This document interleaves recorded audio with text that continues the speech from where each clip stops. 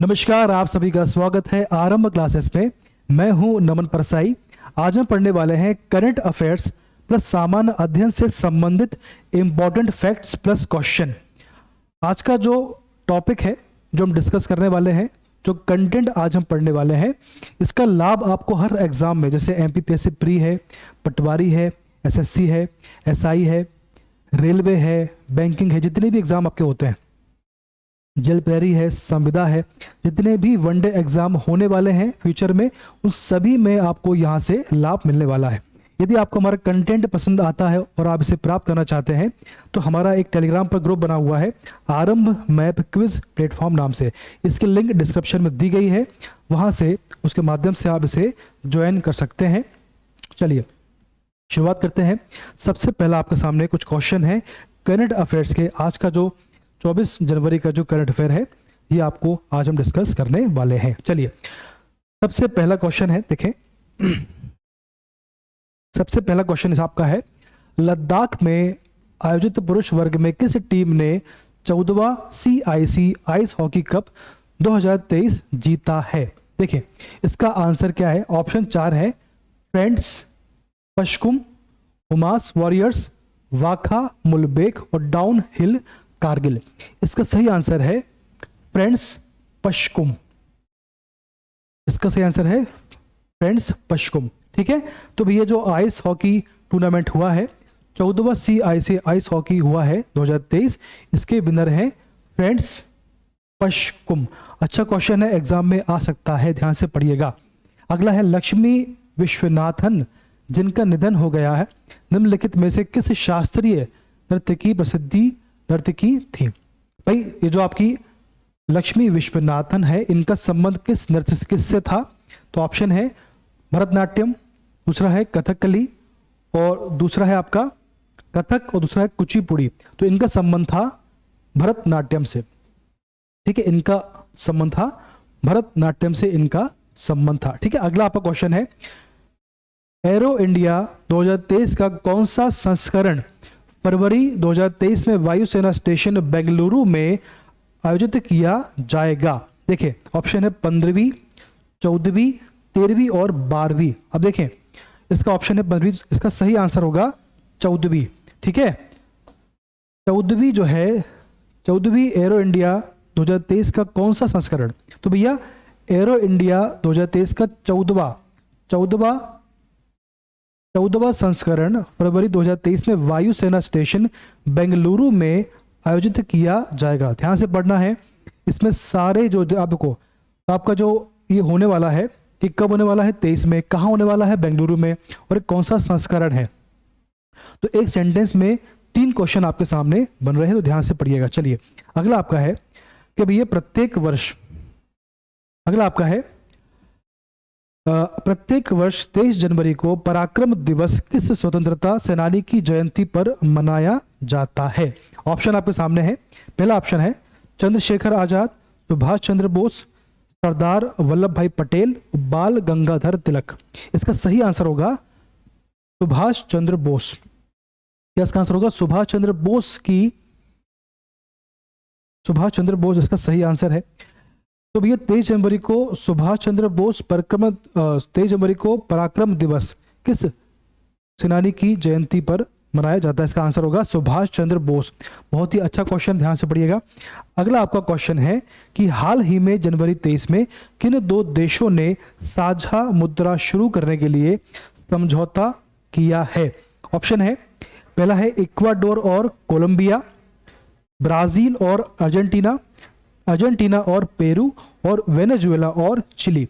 इसका सही उत्तर है बी, ब्राजील और अर्जेंटीना ने साझा मुद्रा शुरू करने के लिए समझौता किया है। ठीक है, चलिए अगला आपका क्वेश्चन बन जाता है कि भैया भारतीय नौसेना ने किस राज्य में आर्मी और IAF के साथ 6 दिवसीय मेगा सैन्य अभ्यास एमफेक्स 2023 शुरू किया है? एमफेक्स जो है किसने शुरू किया है?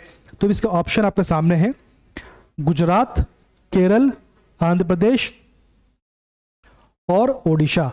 इसका सही आंसर है आंध्र प्रदेश। तो भैया ऐसा है कि किस राज्य में तो आंध्र प्रदेश में आर्मी और आईएएफ के साथ 6 दिवसीय मेगा सैन्य अभ्यास एम्फेक्स 2023 शुरू किया गया है। ठीक है, चलिए अगला आपका है हाल ही में, तो भैया ऐसा है 6 का सी। अब देखें, हाल ही में किस राज्य सरकार ने 3 दिवसीय अंतर्राष्ट्रीय शिल्प शिखर सम्मेलन का उद्घाटन किया है? ऑप्शन है केरल, मणिपुर, उड़ीसा और गोवा और ओडिशा। इसका सही आंसर है ओडिशा। ठीक है, तो भैया ओडिशा सरकार ने 3 दिवसीय अंतर्राष्ट्रीय शिल्प शिखर सम्मेलन का उद्घाटन किया है। ठीक है, अब देखें ये क्वेश्चन बनेगा आपसे कि शिल्प शिखर अंतर्राष्ट्रीय इंटरनेशनल शिल्प शिखर सम्मेलन का उद्घाटन कहां किया गया है? ठीक है, तो आंसर है ओडिशा। अगला आपका है प्रधानमंत्री मोदी ने किस राज्य केंद्र शासित प्रदेश में नेताजी सुभाष चंद्र बोस को समर्पित स्मारक के एक मॉडल का उद्घाटन किया है? लक्षद्वीप, मालदीव, पुदुचेरी और अंडमान निकोबार। इसका सही आंसर है अंडमान और निकोबार। काफी चर्चा में रहा है ये, इसको ध्यान रखना, आपको ये क्वेश्चन बन सकता है। तो भैया अंडमान निकोबार जो है, यहां पर नेताजी सुभाष चंद्र बोस को समर्पित स्मारक के एक मॉडल का उद्घाटन किया है मोदी जी ने। चलिए आगे बढ़ते हैं।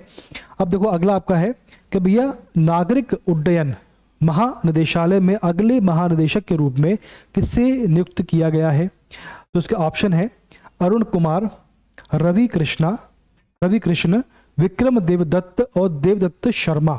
इसका सही आंसर होगा विक्रम देवदत्त। ठीक है, अच्छा क्वेश्चन है ये। अगला है हाल ही में किसने संस्कृत की सबसे बड़ी पहेली अष्टाध्यायी में पाई जाने वाली व्याकरण की समस्या को हल करने का दावा किया है? तो ऑप्शन आपके सामने 4 हैं। पहला है डॉक्टर तथागत भाटिया और डॉक्टर गणेश प्रसाद, तीसरा है डॉक्टर ऋषि राजपोपत और अगला है डॉक्टर वेंकट चालूवाड़ी। इसका सही आंसर है डॉक्टर ऋषि राजपोपत। ठीक है, सही आंसर है डॉक्टर ऋषि। डॉक्टर ऋषि जो है, इन्होंने अष्टाध्यायी में पाई जाने वाली व्याकरण की समस्या को हल करने का दावा किया है। अच्छा क्वेश्चन है भी। चलो आगे बढ़ लेते हैं। ये सभी क्वेश्चन बहुत काम के हैं, ध्यान से पढ़ते रहिए, आपको हर एग्जाम में इसका लाभ मिलने वाला है। अब देखिए अगला आपका जो है ये 23 जनवरी का है। 10 क्वेश्चन आपके सामने हैं। चलिए शुरुआत करते हैं। सबसे पहला क्वेश्चन है कौन सा जिला सभी आदिवासियों को बुनियादी दस्तावेज प्रदान करने वाला देश का पहला जिला बन गया है? तो ऑप्शन आपके सामने 4 हैं, वायनाड, मुन्नार, मदिकेरी और ऊटी। इसका सही आंसर है वायनाड जो है, इसका सही आंसर है वायनाड, ये ऑप्शन है। तो जो वायनाड है सभी आदिवासियों को बुनियादी दस्तावेज प्रदान करने वाला देश का पहला जिला बन गया है। ध्यान से पढ़िएगा, बहुत अच्छा फैक्ट है। अगला है ब्रांड फाइनेंस। अगला आपका जो है वो है आपका ब्रांड फाइनेंस द्वारा प्रकाशित एक रिपोर्ट के अनुसार भारत में कौन सा सबसे मजबूत ब्रांड है और दुनिया के सबसे मजबूत ब्रांडों में 9वें स्थान पर है? दुनिया में 9वें स्थान पर है। और ब्रांड फाइनेंस द्वारा प्रकाशित रिपोर्ट, जो ब्रांड फाइनेंस है एक रिपोर्ट प्रकाशित करता है के द्वारा के अनुसार भारत में कौन सा सबसे मजबूत ब्रांड है।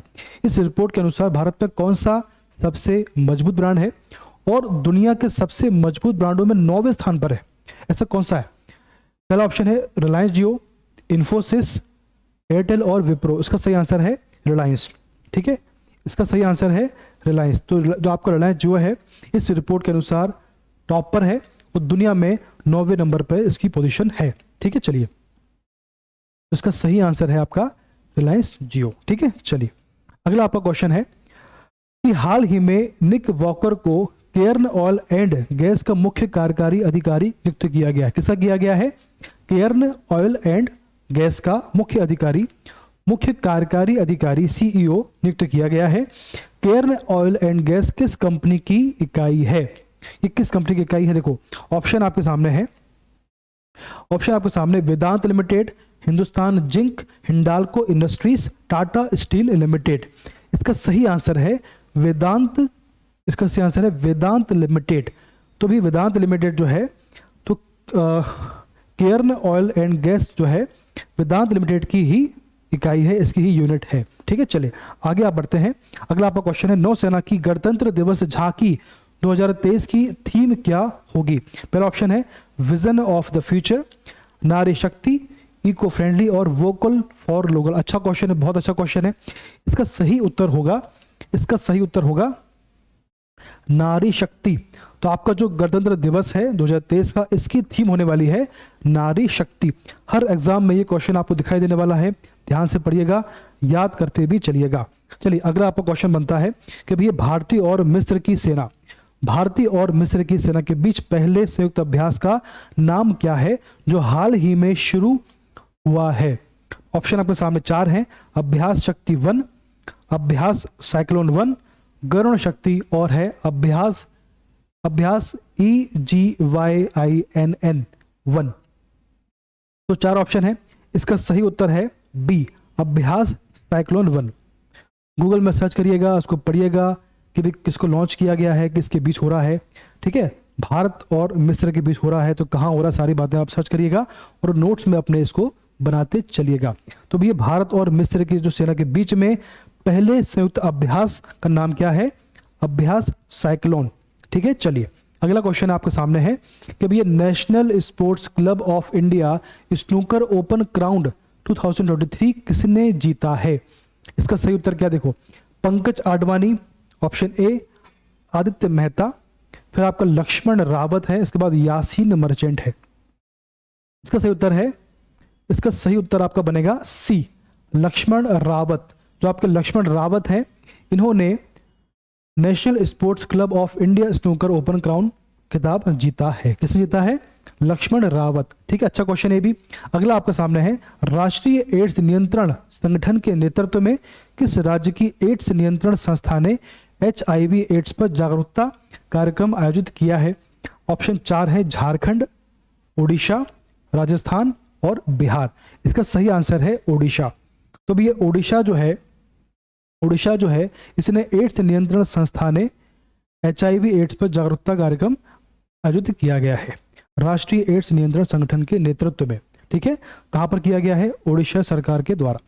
ठीक है, चलिए अगला आपका सामने है, किस स्मॉल फाइनेंस बैंक ने प्रतिष्ठित समावेशी वित्त भारत पुरस्कार 2022 को जीता है? ठीक है, इसका ऑप्शन सामने 4 हैं आपके। पहला ऑप्शन है उज्जीवन स्मॉल फाइनेंस बैंक, जना स्मॉल फाइनेंस बैंक और आपका है ESAF स्मॉल फाइनेंस बैंक, फिर अगला है AU स्मॉल फाइनेंस बैंक। इसका सही उत्तर है ESAF स्मॉल फाइनेंस बैंक। ठीक है, देखिए तो ये ESAF स्मॉल फाइनेंस बैंक जो है, इसने स्मॉल फाइनेंस बैंक ने प्रतिष्ठित समावेशी वित्त भारत पुरस्कार 2022 को जीता है। चलिए अगला आपके सामने है, पांचवी कलवरी श्रेणी की पनडुब्बी का क्या नाम है जिसे हाल ही में कमीशन किया गया है? कमीशन यानी लॉन्च किया गया है। इसका 4 ऑप्शन है, INS वेला, INS वागशीर, उसके बाद अगला है INS करंज और INS वागीर। इसका सही उत्तर है INS वागीर।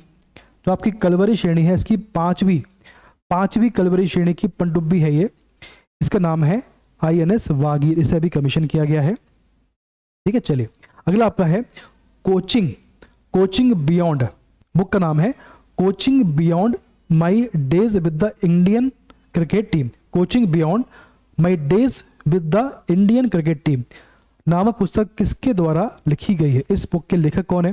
देखिए MPPSC प्री में ऐसे क्वेश्चन बनते हैं, ध्यान से पढ़िएगा इसको। इसके लेखक का नाम क्या है? R Shridhar, P मांबरे, R Kaushik और दोनों A या C। इसका सही आंसर है दोनों, A और C। ये जो बुक है coaching beyond my days with Indian cricket team, इसके राइटर हैं R श्रीधर और R कौशिक। A और C दोनों इसका सही आंसर है। चलिए आगे बढ़ते हैं। ये सभी क्वेश्चन अच्छे हैं, जो हमारा ग्रुप है उसमें जुड़िए आप, आपको लाभ मिलेगा इसका। अगला आपका है जनरल अवेयरनेस।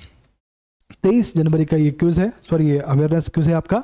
देखिए इसमें आपके सामने लगभग 8 क्वेश्चन आपके सामने है। आइए इसको डिस्कस करते हैं फटाफट। पहला आपका है, कौन सा जिला सभी आदिवासियों को बुनियादी दस्तावेज प्रदान करने वाला देश का पहला जिला? इसको डिस्कस हम कर चुके हैं ना। चलिए अगला आपका है, देखिए इसको पढ़ते हैं। भारतीय उन्नत अभ्यास, इसमें 8 क्वेश्चन है। भारतीय उन्नत भारतीय उन्नत अध्ययन संस्थान किस शहर में स्थित है? ऑप्शन आपके सामने है 4 बेंगलुरु, शिमला, चंडीगढ़ और भोपाल। इसका सही आंसर है शिमला। तो शिमला में भारतीय उन्नत अध्ययन संस्थान ये वहां पर स्थित है। कौन सा है? भारत उन्नत अध्ययन संस्थान। अच्छा क्वेश्चन है भी। अगला है आपका, तो कहां पर है? शिमला में। ठीक है, चलिए। ईस्ट इंडिया कंपनी को एक व्यापारिक कंपनी से क्षेत्रीय शक्ति में बदलने के पीछे कौन व्यक्ति था? ऑप्शन आपके सामने 4 हैं। Lord Warren Hastings, Lord Clive, Lord Dalhousie और लॉर्ड वेलेस्ली।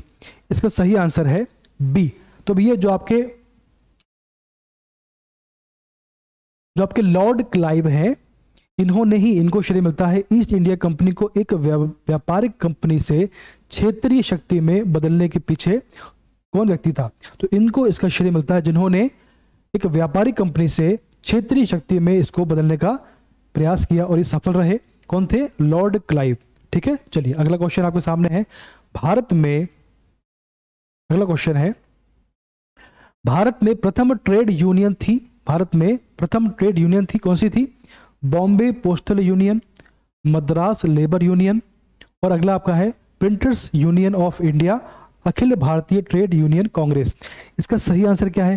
इसका सही आंसर है मद्रास लेबर यूनियन जो है, ये मद्रास लेबर यूनियन जो है भारत में प्रथम ट्रेड यूनियन थी। कौन थी? Madras labour union. ठीक है, चलिए अगला आपका क्वेश्चन है, प्रस्तावना में निम्नलिखित, अगला क्वेश्चन आपके सामने है कि भैया प्रस्तावना में निम्नलिखित में से कौन सा उद्देश्य निर्धारित किया गया है? प्रस्तावना में निम्नलिखित में से कौन सा उद्देश्य निर्धारित किया गया है? देखिए ऑप्शन क्या है? सामाजिक, आर्थिक और राजनीतिक न्याय, स्वतंत्रता, समानता और बंधुत्व, राष्ट्रीय संप्रभुता और यह उपरोक्त सभी। ठीक, सामाजिक, आर्थिक और राजनीतिक न्याय, ये तो है ही आपका, बिल्कुल है ये तो बिल्कुल है। ठीक है, ओके। स्वतंत्रता, समानता, बंधुत्व ये भी है, इसको बाद में ऐड किया गया। अगला है राष्ट्रीय संप्रभुता, ये भी है। इसका मतलब ये हुआ, इसका आंसर होगा उपरोक्त सभी। इन सभी प्रस्तावना, भारत की जो प्रस्तावना, इसमें सभी को सम्मिलित किया गया है। इसका ऑप्शन होगा डी, इसका सही आंसर है उपरोक्त सभी। ठीक है, अगला क्वेश्चन आपके सामने है। इसमें कहा गया है कि संसदीय सरकार की संरचना किसके मॉडल के आधार पर बनाई गई है? तो ऑप्शन है ऑस्ट्रेलियाई संविधान, इसके बाद है कनाडाई संविधान, अमेरिकी संविधान और ब्रिटिश संविधान। बेसिक क्वेश्चन था आपका कि संसदीय सरकार की संरचना, जो आपकी संसदीय सरकार है, इसकी संरचना किसके आधार पर, किसके मॉडल के आधार, किसको कॉपी करके बनाया गया है? आधार यह है संसदीय सरकार की संरचना जो है, इसका सही आंसर है डी। तो आपका जो ब्रिटिश संविधान है, जो आपका ब्रिटिश संविधान है, इसके आधार पर, इसके मॉडल के आधार पर भारत में संसदीय सरकार की संरचना को डेवलप किया गया है। ठीक है, इसका आंसर है डी, ब्रिटिश संविधान। अगला आपका क्वेश्चन बनता है कि हाल ही में इटली में एल एक्विला विश्वविद्यालय के भौतिकविदों ने हाल ही में पहली बार पारा की सुपर कंडक्टिविटी की पूर्ण सूक्ष्म समझ प्राप्त करके सफलता हासिल की है। ठीक है, हाल ही में इटली में एल क्विला विश्वविद्यालय के भौतिकविदों ने हाल ही में पहली बार पारा की सुपर कंडक्टिविटी की पूर्ण सूक्ष्म समझ प्राप्त करके सफलता प्राप्त हासिल की है। पुराने और उपयोग किए गए कंप्यूटरों या उनके पुर्जों के अनुचित अंधाधुंध निपटान के कारण निम्नलिखित में से कौन सा पर्यावरण में ई कचरे के रूप में छोड़ा जाता है? ये जो अध्ययन किया गया है, तो इसका जो निष्कर्ष निकला हुआ है, इसका निष्कर्ष क्या है? तो आपके सामने 4 ऑप्शन है, इनमें से आपको निकालना है। ठीक, क्या देखो, पुराने और उपयोग किए गए कंप्यूटरों या उनके पुर्जों के अनुचित और अंधाधुंध निपटान के कारण निम्नलिखित में से कौन सा पर्यावरण में ई कचरे के रूप में छोड़ा जाता है? अब देखिए ऑप्शन आपके सामने है। पहला ऑप्शन है बेरिलियम, दूसरा है कैडमियम, फिर आपका है प्लूटोनियम और चौथा आपका है, सॉरी 3 ऑप्शन इसमें है। ठीक, पहला है बेरिलियम, कैडमियम और प्लूटोनियम। अब देखो ऑप्शन देखें आप, ए है केवल 1 और 3 यानी बेरिलियम और प्लूटोनियम।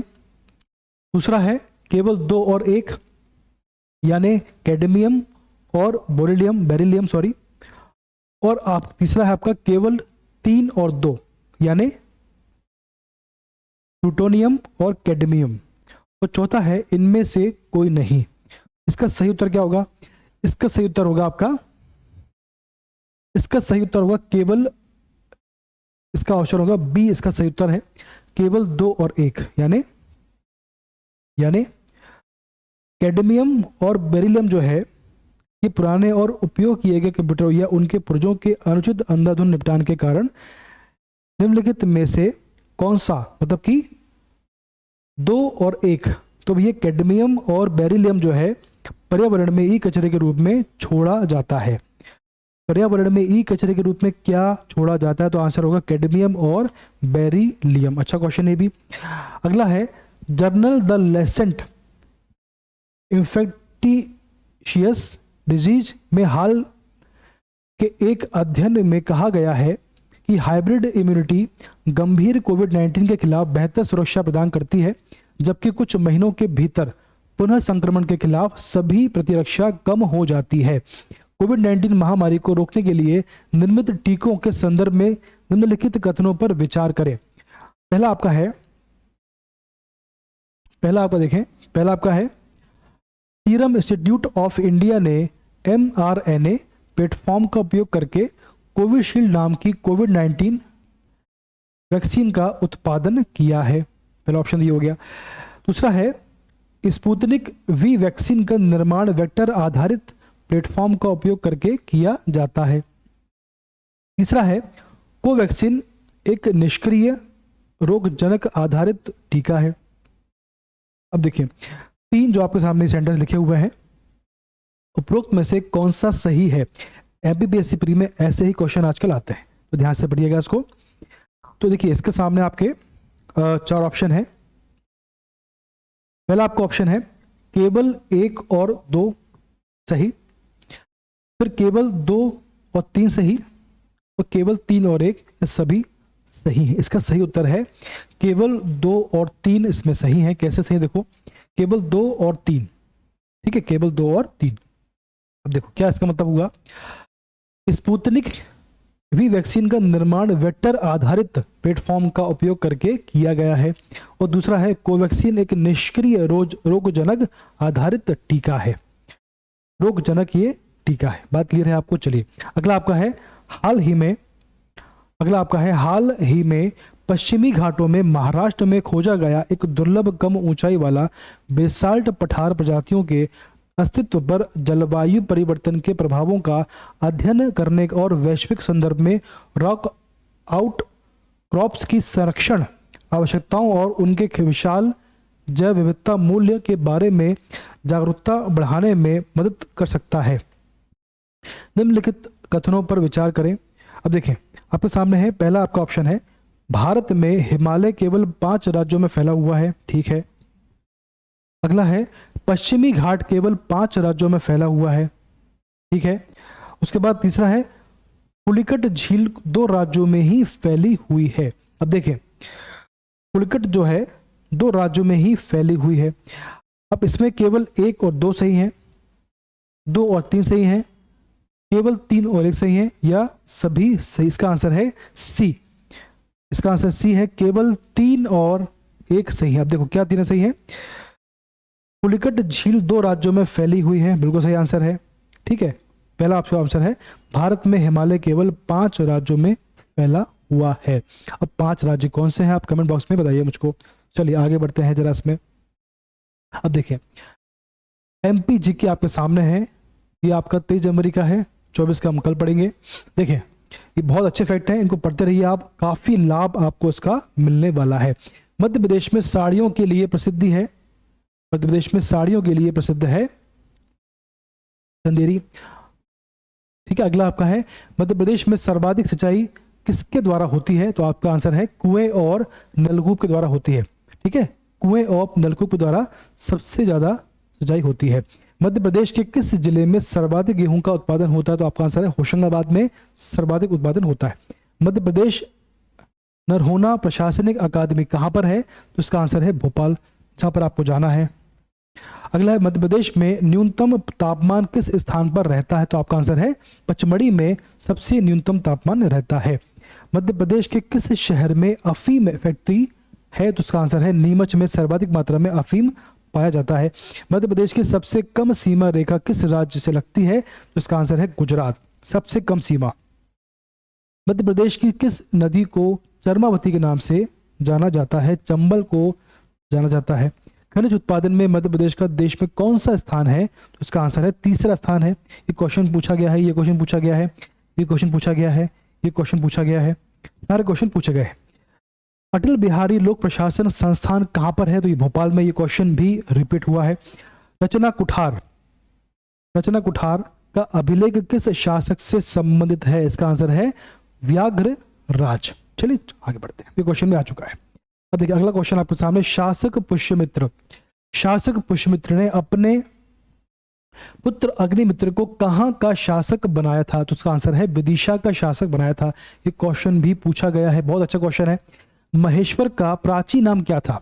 इसका प्राचीन नाम था माहेश्वरी अथवा माहिष्मति। ये क्वेश्चन भी पूछा गया है। अगला है मौर्य सम्राट अशोक द्वारा निर्मित वैश्य टेकरी कहाँ स्थित है?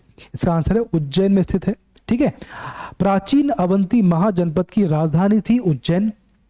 अगला है आपका किस ग्रंथ में उल्लेख है कि बुद्ध काल में अवंती की राजधानी उज्जैनी थी? इसका आंसर है पाली ग्रंथ में ये उल्लेखित है। ठीक।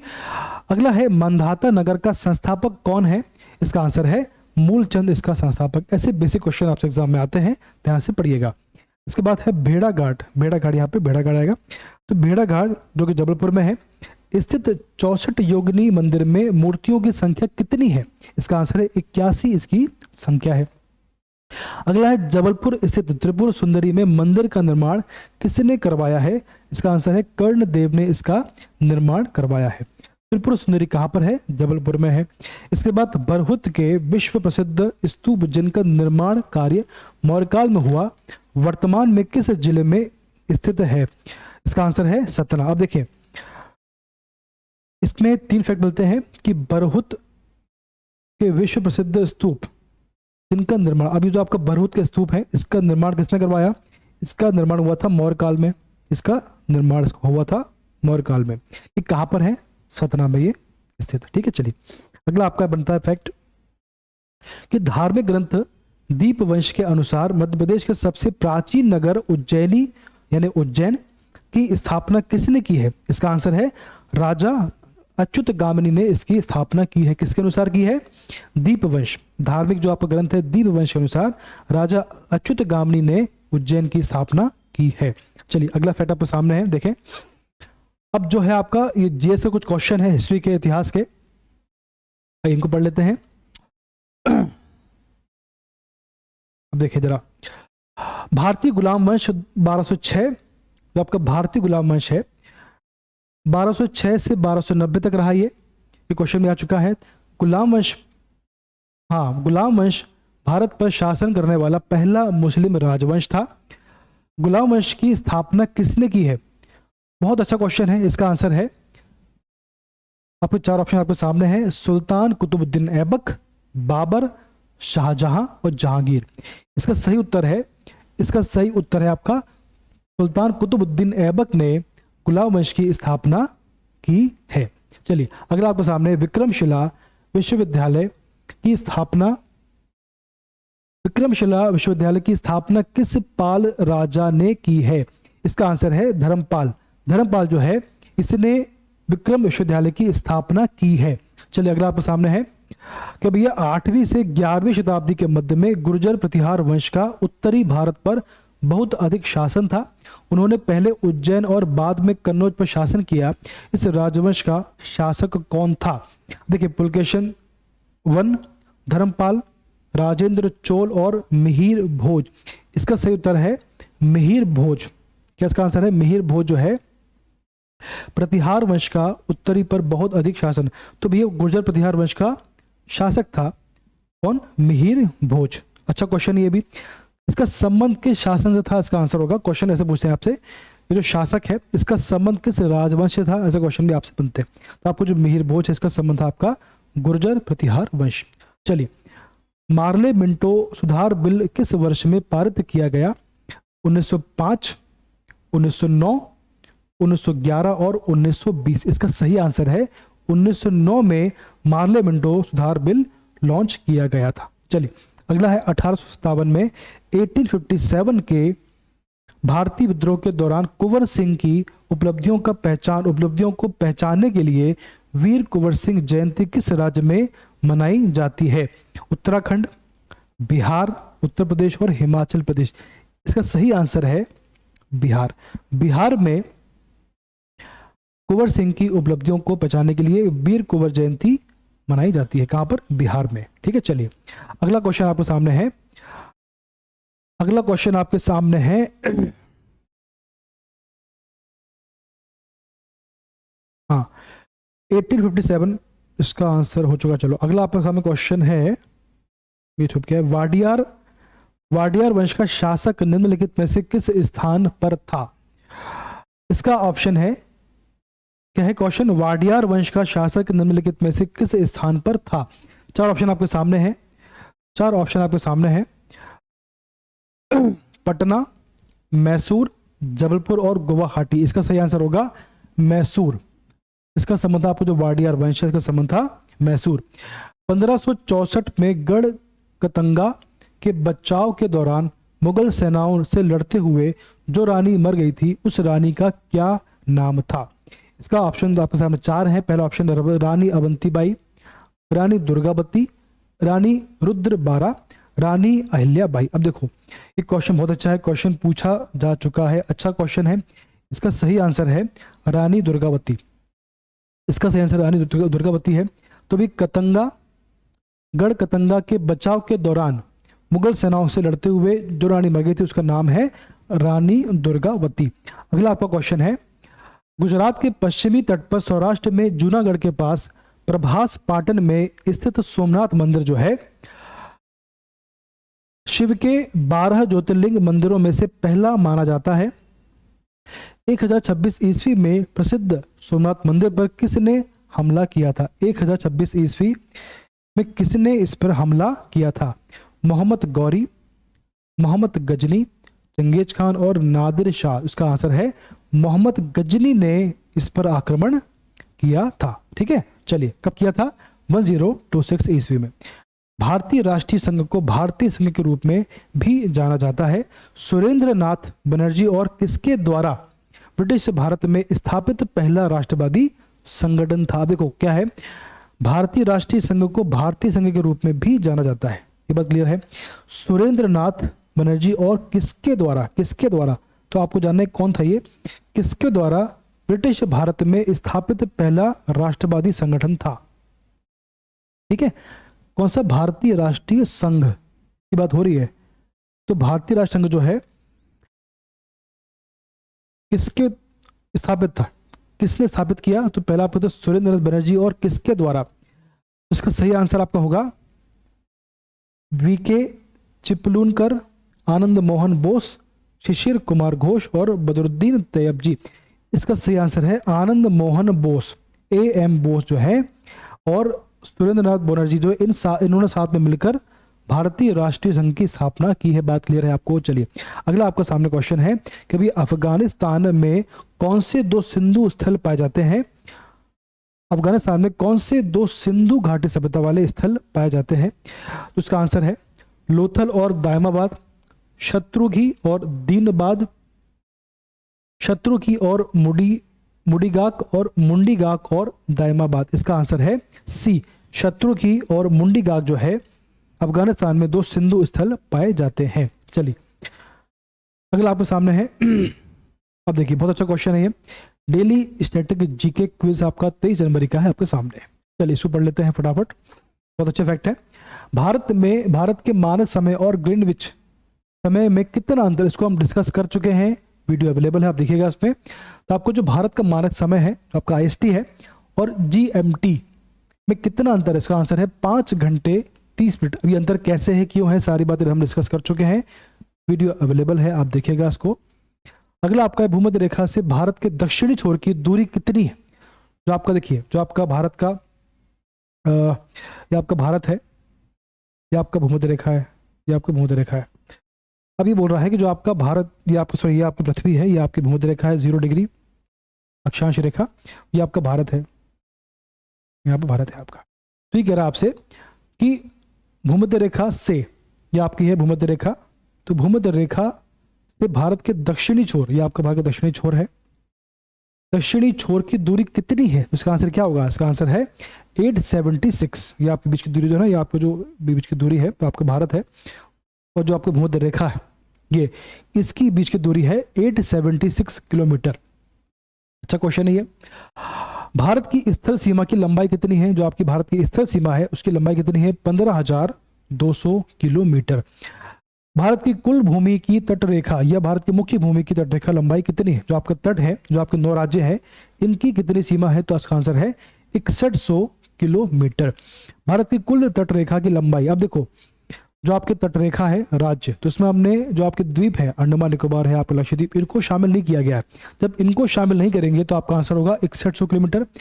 जब आप द्वीप को शामिल, जब आपको द्वीप समूह को शामिल करोगे तो उसका आंसर होगा 7516 किलोमीटर। ठीक, कुल भूमि की तटरेखा की लंबाई कितनी है? 6100 किलोमीटर। भारत की कुल भूमि तटरेखा की लंबाई द्वीप समूह सहित कितनी होगी? 7516 किलोमीटर। जब आप द्वीप समूह को शामिल करोगे तब 7500 आएगा, जब इनको शामिल नहीं करोगे तो आपका आंसर आएगा 6100 किलोमीटर। भारत में समुद्र तटरेखा, भारत में समुद्र तटरेखा वाले राज्यों की संख्या कितनी है? तो उसका आंसर होगा 9।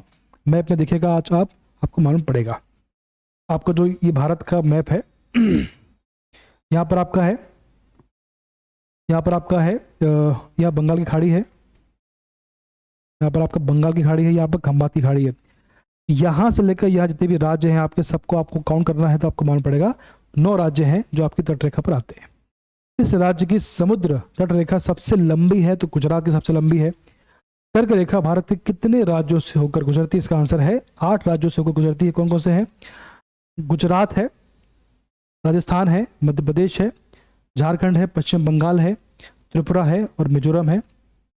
ऐसे आपके 8 राज्य, वेस्ट बंगाल है। ठीक, चलिए, और अगला है भूमध्य रेखा के सबसे निकट भारत का कौन सा स्थान है?